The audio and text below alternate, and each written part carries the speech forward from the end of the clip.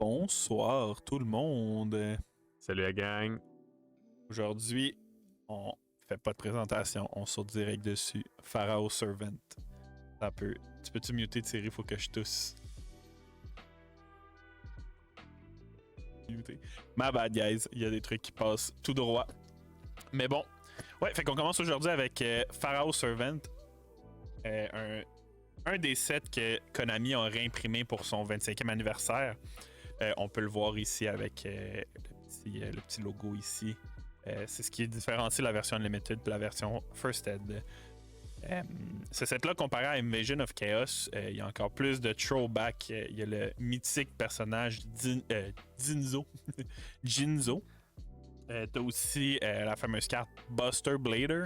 T'as Thousand Eyes Restrict. T'as des cartes ban comme Premature Burial. T'as Call of the Undead, c'est pas une carte ban, mais c'est toutes des bons throwbacks, là, des bonnes vieilles cartes de Yu-Gi-Oh! Comme on les aimait dans notre temps. Fait qu'on start ça, mon cher. Let's go. La dernière fois, c'était facile à ouvrir. Là, on dirait que j'ai perdu la twist.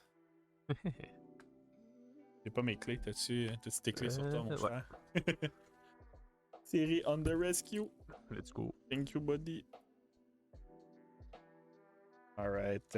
Oups. C'est pas moi de ta. J'aime ça. Yes. Laissez-vous pas à croire Thierry il va pas au gym. C'est pas vrai. C'est quand même. On le put on the spot. C'est pas vrai. Il est tout le temps avec des cartes dans les mains. Il lift des boîtes de 1002. Non, ça existe pas des boîtes de 1002. Ça revient au même. Là. Ouais.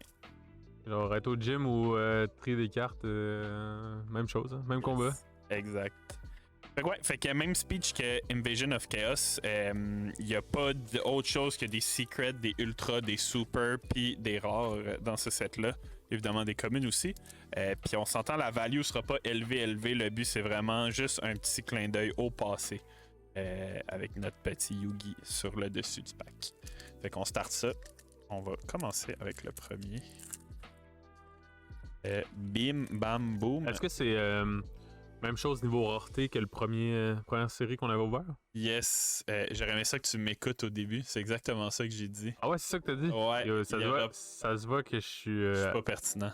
Ouais, exact. Ouais. Non, mais oui, c'est une bonne question, Thierry. Ouais, non, c'est ça, hein? Yo, moi, j'ai des bonnes questions. Yes. Là. Mais ouais, non, c'est ça. Il n'y a pas de flafla. C'est vraiment... t'as rare, super, rare, ultra rare, secret rare. C'est tout ce qu'on va voir aujourd'hui. Puis dans le fond, là, je vous ai name drop plein de cartes. C'est vraiment pour les fins connaisseurs de Yu-Gi-Oh! Là. Je vais essayer de vous le montrer ceux que je pogne, évidemment. Mais évidemment, je pense pas qu'on va toutes les avoir. Si on se fie à l'autre boîte... Ah, regarde, ça, c'est une autre belle carte. Je pense que c'est ban, ça aussi. Ah ouais? Ouais, c'est plein de cartes. Mais c'est une commune, ça? Ouais, c'est une commune. Ah ouais, puis c'est bonne. Ouais. Dans le temps, il y avait plein de bonnes cartes comme ça. Avec un petit hamster, on aime ça. Mais ouais, où est-ce que je m'en allais avec ça? Je pensais que, en fait, dans les boîtes récentes de Yu-Gi, il y a 2 secrets, au moins. Mais dans les vieilles, il y en a juste une. Ce qui fait la chose encore plus rare, plus le fun à open. Parce que tu sais que ta secret, c'est quelque chose de spécial. De chiche. Yes. Fait qu'on start ça avec un petit 4 rares. C'est pas insane. Par contre, en termes de nostalgie, là, on est là. On est drette là. Gravity Bind. Ça aussi, c'est une carte que je me fais. J'arrêtais pas de me faire péter par ça au Game Boy. Quand je jouais contre le AI. C'était fou à quel point il était meilleur que moi. Alright. 1, 2, 3, 4. Monster Recovery. Là, malheureusement, j'ai comme starté, je pique un pack chaque barre, fait que je sais pas, je suis rendu où dans le boîte. Je sais pas si je suis au début. Ouais.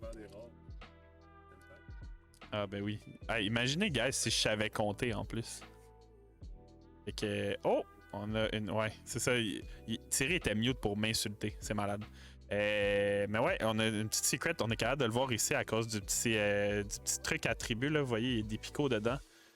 Bam! Oh! Ouh, je la connais cette carte en plus. Ben oui, je l'avais pas nommé, mais ça fait partie du bon throwback. Cette carte-là est encore ban à ce jour. J'ai recommencé à jouer à Yu-Gi en fait juste après, non, pendant la pandémie, puis c'était pas ban, c'était Ah jouable, ouais. c'était le bordel, c'était vraiment là très oppressif. Ben, c'est une excellente carte. Dans le fond, ça t'empêche, ça négate tous les spell effects. Ça peut littéralement bloquer un deck complet. C'est fou à quel point c'est powerful. Puis en plus de ça, le foiling dessus est exceptionnel. La petite cape là, qui brille, c'est malade. Vraiment beau. Bel item de collection. Bam. Alright, fait qu'on continue.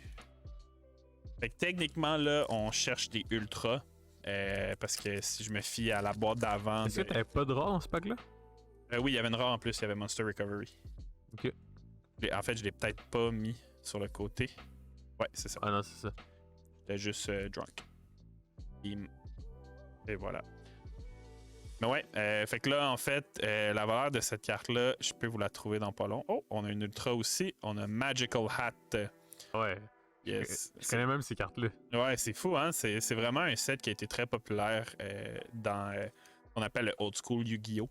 Je pense même qu'il y a un format nommé avec ces cartes-là qui est le Hat Format, peut-être? Je sais pas. Ça se peut. Mais Je suis pas certain. il me semble que j'ai déjà entendu parler de ça, mais c'est une drôle de carte. Ça fait partie des cartes légendaires de Yu-Gi-Oh! Ouais, on continue avec ça. Prohibition. Encore la petite vermine. Ça, si je me trompe pas. Ok, non, je la connais pas. Je pensais que c'est une carte que je connaissais.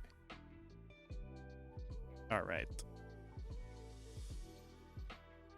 Fait que ouais, en fait, je vais vous pull live là en même temps. On the side. La value de Imperial Order. Pour le plaisir. C'est un beau 2$. Je pensais vraiment que ça allait plus valoir. Que ça va valoir plus, mais on s'entend sur une carte ban, c'est normal.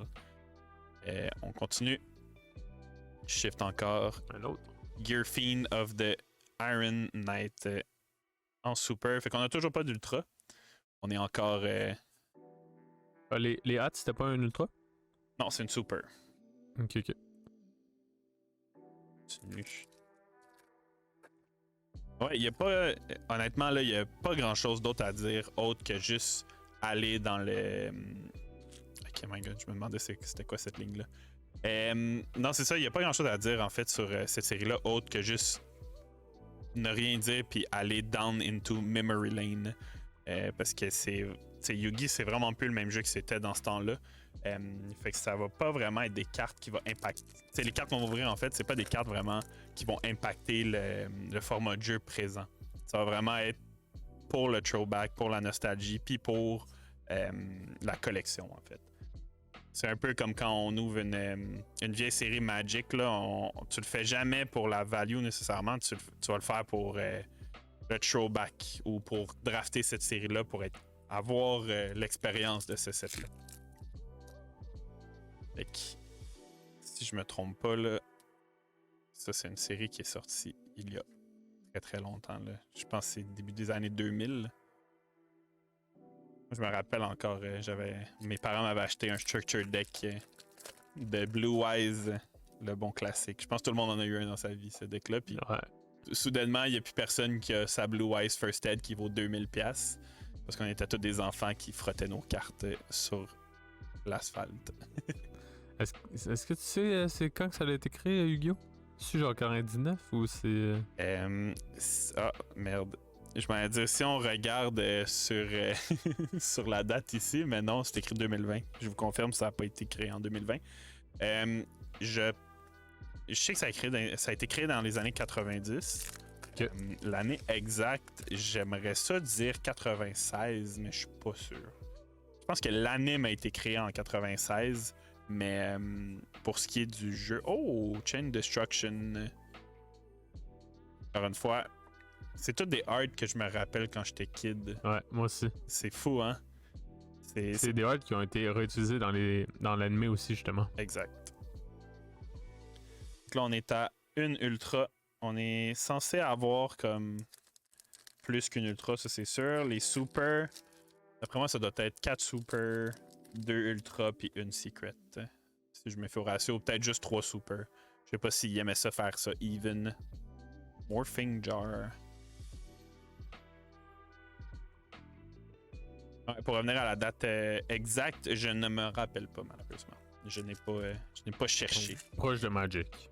Ouais, c'est ça. Ben, en fait, ça a été longtemps une question de pas quel qui est venu en premier, mais qui a influencé qui. Parce qu'on s'entend, Yu-Gi-Oh! C'est quand même un jeu qui est énormément populaire. C'est juste qu'il l'est moins en Amérique du Nord. Mais c'est vraiment un jeu là, qui a. Au Japon, là, c'est. Je sais pas si c'est leur main game, mais c'est pas loin. Ouais, je pense que ouais, là. Pour y être traité, je peux te confirmer que il y a beaucoup de shops uniquement de Yu-Gi-Oh! Au Japon. Ouais, on s'entend qu'en Amérique du Nord, un shop uniquement de Yu-Gi-Oh! Il y en a pas gros. Alright. Ceasefire. C'est une carte qui me dit rien, malheureusement. Fait qu'on là, on est à 2 ultras, fait qu'on aurait techniquement nos ultras de la boîte. Il nous reste un beau total de 6 packs. On continue ça.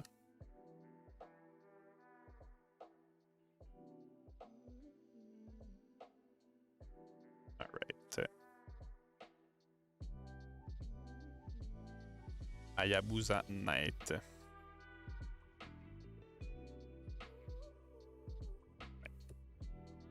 Pas de série. C'est quand tu as appris à connaître Yu-Gi-Oh! T'as-tu connu ça avant de travailler dans les magasins de cartes ou ça a été quelque chose que t'as. Moi aussi, c'était par l'animé. Ben, Ok. j'ai dit moi aussi, mais en fait. Oh. Moi, ça a été par l'animé. Vraiment, je trippais déjà, j'avais des mangas chez nous, puis je suis pas sûr que j'en avais de Yu-Gi-Oh! Justement. Ok. Puis ouais. Very nice. Spécial, cette carte-là, je pense, c'est à part Imperial Order. Je crois que c'est la seule carte que j'ai vue être jouée encore à le format d'aujourd'hui. C'est peut-être joué un one-of là, dans des decks de machines, justement, mais c'est un bon one-shot kill. Ça te permet de doubler les attaques de tous tes bonhommes, mais à la fin du tour, tu détruis ton board au complet. Ben, tous les monstres. Ah ouais, c'est crazy, là. Ouais. C'est comme un méga berserk. Ouais, c'est un all-in. C'est l'équivalent de se faire all-in au poker. Ben ouais. On continue avec un Force Requisition. Vous allez remarquer, là, pour ceux qui connaissent pas trop Yu-Gi-Oh!, si jamais vous ouvrez un pack, pas de ces séries-là, mais vraiment des séries récentes, là, des cartes comme ça, là, on appelle ça des cartes vanille. C'est vraiment des monstres qui n'ont pas d'effet. Ça existe presque plus. C'est fou à quel point Yu-Gi, le power creep, il paraît. Là, genre, il n'y a plus une carte qui fait juste exister. Ils font toutes quelque chose, ils ont tous un purpose, comme on dit. Puis c'est quand même fou à quel point ça prend vraiment. C'est un knowledge check en fait. C'est être capable de savoir tout ce que les cartes y font, être capable de savoir quand est-ce que tu dois interagir avec ton adversaire. Il faut vraiment avoir une excellente mémoire pour jouer à Yu-Gi-Oh! Alright, les 2 derniers packs, on va essayer d'ouvrir notre. Si je me trompe pas, il nous manque une super. Moi, je vote pour Goblin Attack Force, je pense que c'est le nom. On va essayer de la pogner. Ah, c'est pas ça. Duster Nado. Excellente carte aussi. Throwback du temps. C'est toutes des beaux art. C'est bizarre, hein, cette carte-là, j'ai l'impression que je l'ai vue vraiment beaucoup. De toutes les cartes qu'on a ouvertes. Elle te fait faire des cauchemars. C'est plus elle qui me fait faire des cauchemars, là. Alright, le last pack, guys. De Pharaoh Servant. Évidemment, c'est sûr que le hit qu'on aurait voulu, ça aurait été le beau throwback de Jinzo. Moi, c'est une carte qui m'a traumatisé dans ma jeunesse. C'est un peu ça qui a fait en sorte que Yugi, pour moi, c'était très compliqué quand j'étais jeune. C'est une carte qui empêche. En fait, c'est un peu l'équivalent de ça, mais en monstre qui empêche toutes les traps de fonctionner. Fait que c'était une carte très oppressive dans le temps. Des bons souvenirs, malgré tout. Alright, le last pack, on a un Skull Invitation avec le petit tigre. C'est toutes des art classiques. Darkfire Soldier. C'est toutes des cartes que j'ai vues dans mon jeu de Game Boy. C'était fou. Guys, fait que on part là-dessus pour. Dans le fond, c'est-tu notre dernier produit, Yugi? Non, il nous en manque un, je crois. Ouais, il nous en reste un. Il nous en reste un Ouais. qu'on va voir plus tard dans les semaines. Pas dans les semaines, j'arrête pas de dire ça, dans les jours suivants. Yep. Mais pour aujourd'hui, c'était un petit throwback down to memory lane. Fait que on vous remercie d'avoir regardé aujourd'hui, puis on se voit demain, guys. Yes, sir. Ciao la gang.